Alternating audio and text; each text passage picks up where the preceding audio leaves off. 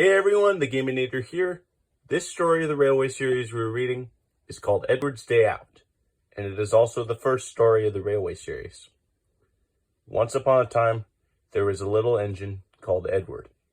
He lived in a shed with 5 other engines. They were all bigger than Edward and boasted about it. "The driver won't choose you again," they said. "He wants big, strong engines like us." Edward had not been out for a long time. He began to feel sad. Just then, the driver and fireman came along to start work. The driver looked at Edward. "Why are you sad?" he asked. "Would you like to come out today?" "Yes, please," said Edward. So the fireman lit the fire and made a nice lot of steam.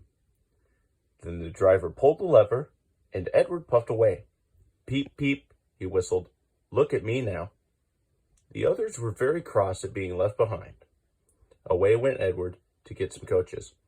"Be careful, Edward," said the coaches. "Don't bump and bang us like the other engines do."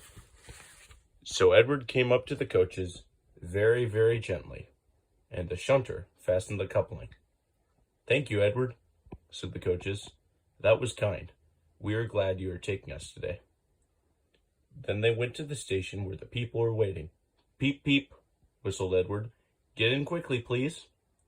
So the people got in quickly, and Edward waited happily for the guard to blow his whistle and wave his green flag.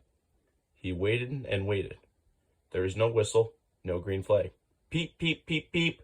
Where's that guard?" Edward was getting anxious. The driver and fireman asked the station master, "Have you seen the guard?" "No," he said. They asked the porter, "Have you seen the guard?" "Yes, last night," said the porter. Edward began to get cross. "Are we ever going to start?" he said. Just then a little boy shouted, "Here he comes!" And there the guard was, running down the hill with his flags in one hand and a sandwich in the other. He ran onto the platform, blew his whistle, and jumped into his van.